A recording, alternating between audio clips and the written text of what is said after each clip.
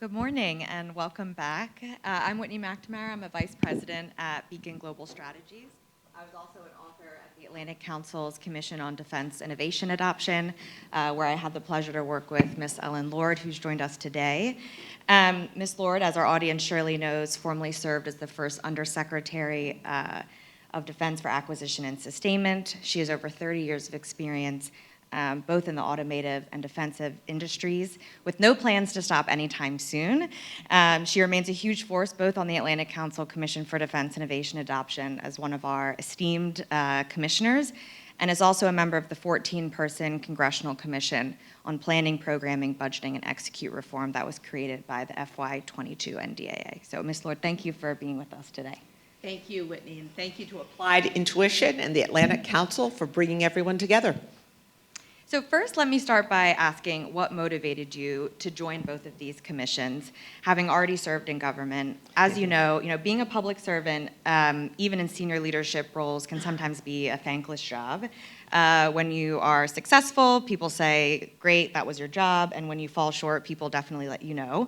And so current government officials might hear former officials saying, here's how we should be doing things, and say, well, you were in our jobs, and you didn't fix it. There's a little bit of defensiveness there sometimes. And so what would your response to that be, and what motivates you to sort of keep working in this space?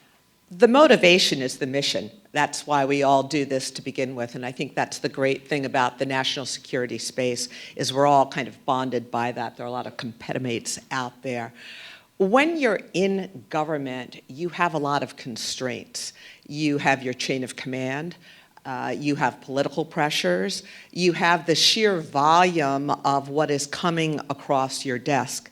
So it's sometimes difficult to really be thoughtful and reflect on bigger problems because you're solving how to get munitions to the Ukraine or things that Bill LaPlante and Heidi Shue are working on. So the motivation here is once out, you have a different perspective, having been in the seat, so to speak.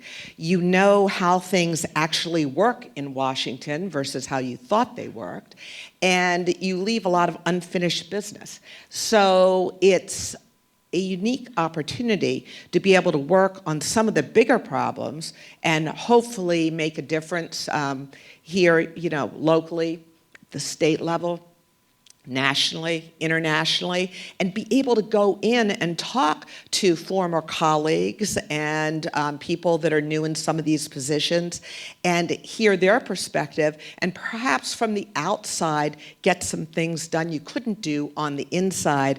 So I'm horrified if people think we're second guessing them. What we're trying to do is really echo and amplify the messages of the people inside to get things done, because we're all united in terms of we want to get capability downrange to the warfighter sooner. We want to make sure that we maintain a significant margin in terms of war fighting capability. We want to be great partners and allies. So hopefully we can make a difference, and we have a little bit more time now to spend deep diving.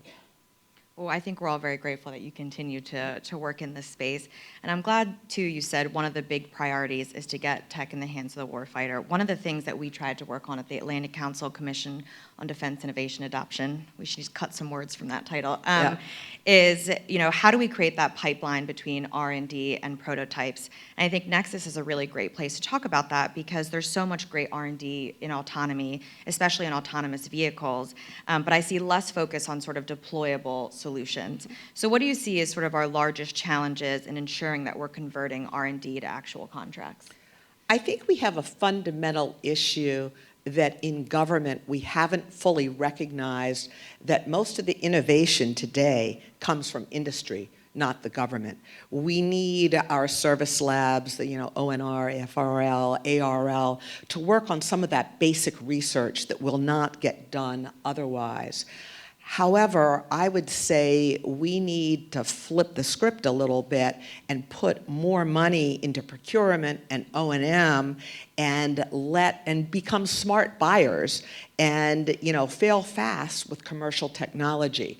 So the challenge is to make sure we are actually cutting contracts and getting capability, whether it be software, whether it be hardware, whether it be something as a service. Because in this day and age, with technology moving so quickly, the government cannot afford to try to create things themselves, whether it be a technology application for a platform, a weapon system, a sensor, or a business system.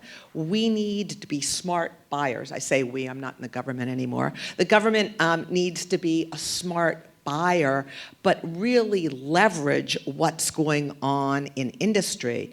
But it's a challenge to get many small, innovative companies and even mid-sized companies to participate if we don't have a flow of contract dollars going out there, and we have a very lumpy contracting practice, and if we don't be very clear about the demand signal about what we will buy. So I'm personally a fan of multi-years. I know that it really diminishes the decision space to some degree. However, if we want industry taking discretionary dollars, investing in capital, whether that be plant, equipment, whatever it might be, or internal research and development, you cannot justify that business case unless there's a clear demand signal.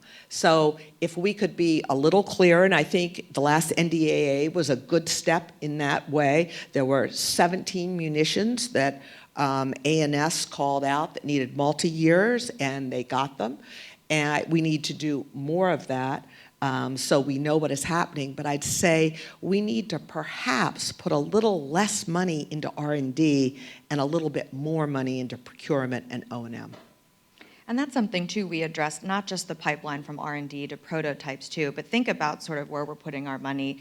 DoD leaders are contending with all of a range of issues that they were dealing with traditionally, from traditional force postures. Now we're contending with lots of different emergent technologies and their implications. And something we talk about in the report is that for the past 30 years, the breakdown of RDT&E to procurement was 40% RDT&E and 60% procurement. And if that's something that we return to, that would provide an additional $20 billion in procurement funds. And so what do you think about that relative breakdown? And as we're thinking about, particularly under the guise of this proverbial Davidson window, what that might be able to buy us in the short term? Yeah, I'm all for procurement. You cannot generate capability and capacity domestically unless dollars are flowing, you're putting people to work, and you have hotlines to be able to produce things. So I think we need to think hard about that. What is the right thing for government to be doing? And what's the right thing for industry to be doing, and how do we, again, generate more of a hot line out there so that we have more capability and capacity, and we're not single-sourced. We have a lot of vulnerabilities in the supply chain where we just don't have the resiliency because there's not a virtuous business cycle to attract business, to be able to invest, to have the capacity we need. And speaking of some of these budgeting challenges, I know you and I have talked a lot, too, about not only RDT&E, but these sort of projected flat O&M costs and what that means for our sustainment in the coming handful of years. What do you think are some of the ways that we've been successful in being more resilient in the face of some of these more austere O&M lines? Yeah, that's a key point. I think most people don't realize that over the lifetime of a major platform, 70 to 80% of the cost goes into O&M or sustainment. And it's kind of forgotten, yet we have all of this equipment downrange or sitting in depots that doesn't always get fixed. So it's sort of A and S. The S gets left out a lot, and unfortunately I don't think there's as much technology insertion into sustainment, and it's absolutely ripe for it. So I think there's a lot that's very constructive that's being done, trying to incorporate technology, 3D printing, for instance, on the battlefield, on a ship, to be able to be very quick and responsive. But I think we have to figure out how to make the dollars go further and how to do things faster, because we have a lot of equipment that is non-operational waiting for parts. And there was something in the last NDAA that actually Senator Duckworth inserted in terms of language, which I think was a key small step in bringing government procurement for sustainment up to par with commercial aviation sustainment. There has always been the ability for the services to use what's called used serviceable material in aviation for repairs or overhauls. What this means is you often have equipment that's used, if you want to call it that, has some hours on it, that can be refurbished or is perfectly good to go. Although the authority has been there to do that, like so many things, that hasn't really been turned into implementation guidance, and there hasn't been the leadership to say this is the right thing to do. Now that language is there, it's beginning to be implemented, and the bottom line is these parts are cheaper and they're readily available because we have many commercially derived aircraft, and we can use those. So that's the type of innovative thinking we need to do. Not everything in the commercial sector is obviously applicable to the defense sector, but where we can lift and shift, if you will, we should do it. And an issue that perennially comes up when we talk about that, ensuring the department is, moving on relevant timelines for tech adoption, is culture, right? We have to fix the culture. And as you know, and as our audience knows, culture can be a really stubborn thing, perhaps even more stubborn than, changes to our acquisition system. And something that you've been a large proponent of is training the workforce better. So what do you think has been done recently with regards to workforce training that you would consider successful, that's moving us in the right direction? And where do you think we really still need to be working on? Yeah, to foot stomp that, training is vitally important because often we see Congress draft law, statute, we see policy developed by DOD, even implementation guidance, and then it all just sits there because it takes leadership to echo and amplify the message of what needs to be done. One of the silver linings of COVID was that the Defense Acquisition University started getting really, really creative about how to deliver material. And they weren't doing in-person classes, and although DAU has historically done a lot of very good things, it's also been often death by PowerPoint at Fort Belvoir in terms of leadership training. And what happened during COVID was there were many, many, many more webcasts, podcasts with actual operators, PEOs, PMs, talking about how they took the authorities they had and actually implemented them to really show the art of the possible. Because it's often difficult when you're not clear on how to do something to listen to some esoteric, theoretical way to do it versus hearing, oh, I had this unmanned aircraft system, and I had this problem, and I did that, and I could do this and that. One of the greatest examples of this was when DAU started what they call TEDx Talks. They licensed TED Talks, and they picked about 10 PEOs that did really innovative, great things that made a difference, gave them some coaching training, and had them deliver a story, because it's really all about storytelling. People need to hear the facts and figures with a story, but if someone just stands up here and hits you with, data, you hear it at the moment and respect that, but you walk out of the room and it's like, what did I just hear?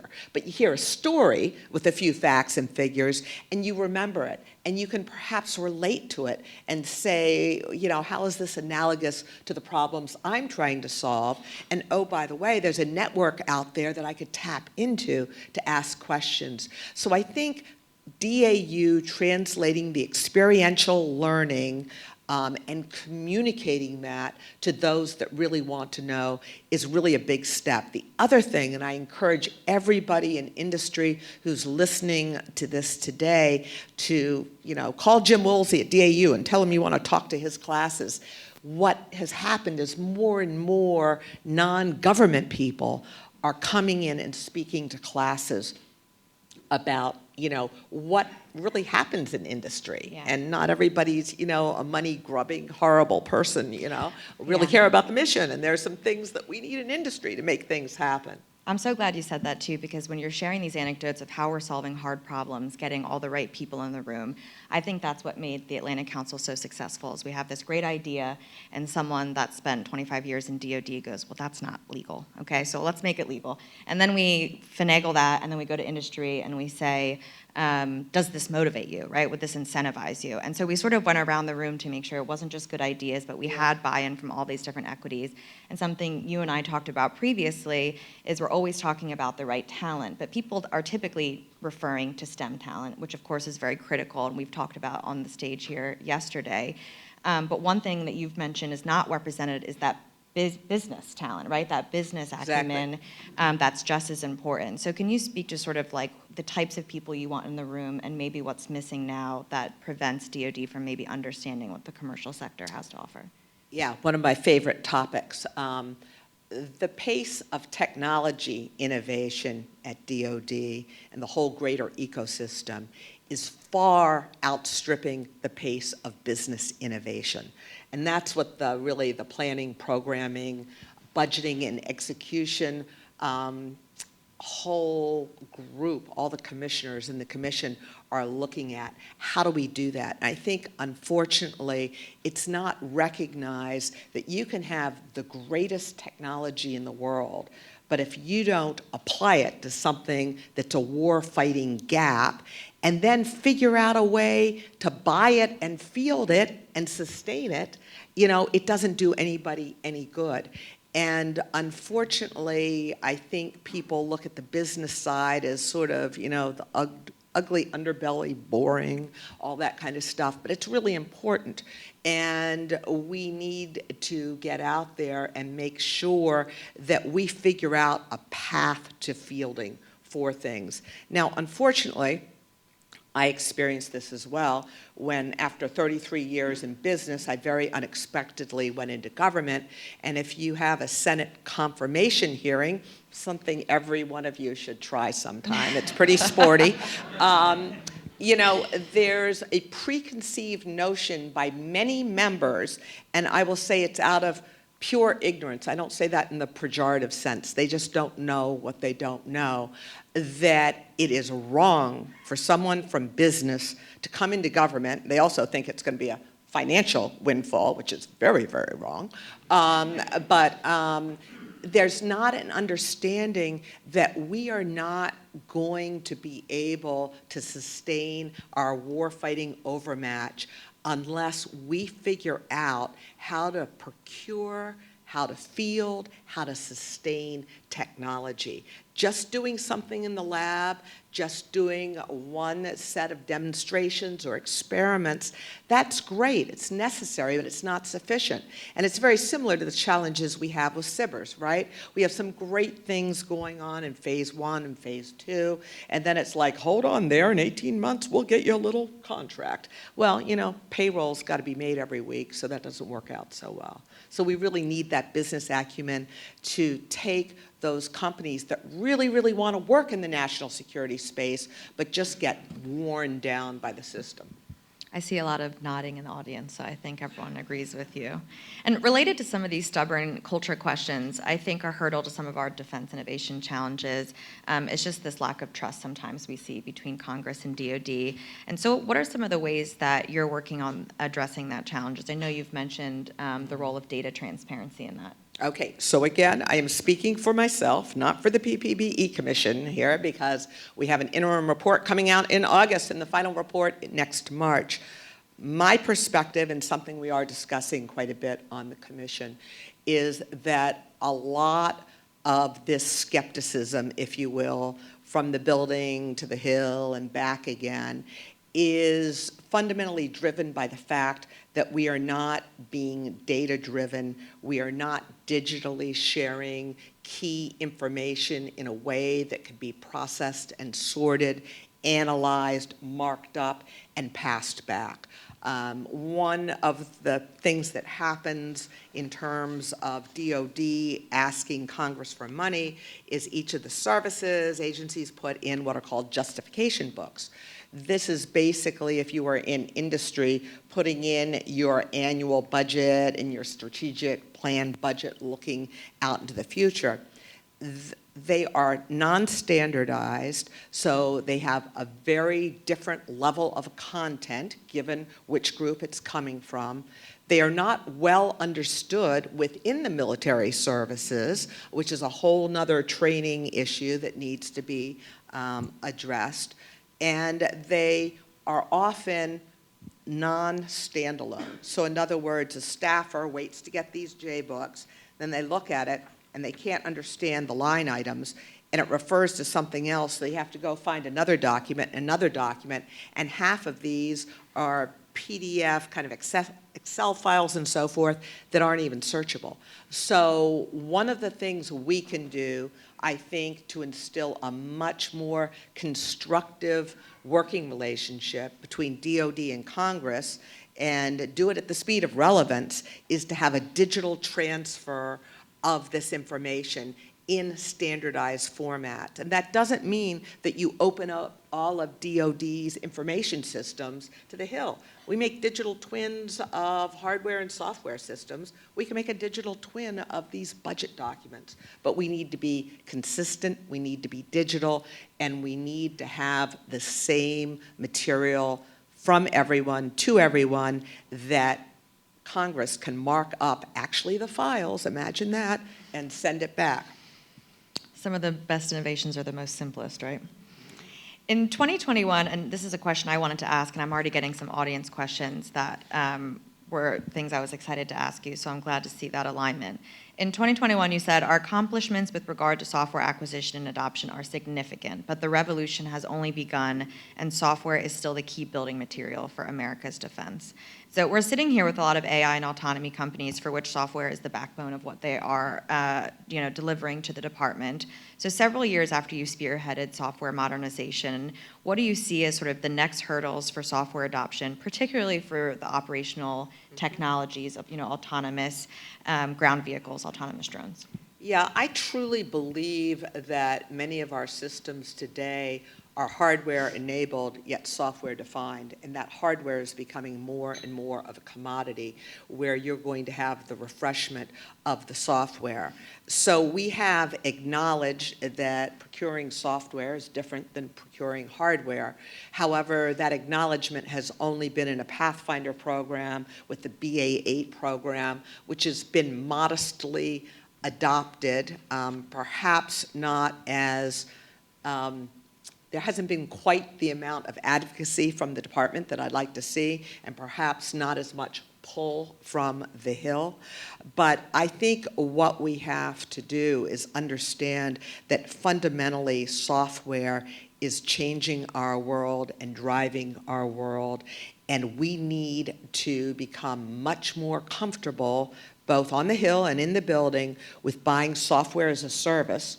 We also have to realize that those companies that are beginning to churn out software at scale, and this typically isn't the major primes, these are the mid-tiers and the smalls that have the capability to really do Agile and DevSecOps and so forth, that software takes infrastructure as well. It doesn't come for free. You don't have a plant with this obvious, big building and equipment and tooling and so forth, but you need software tools.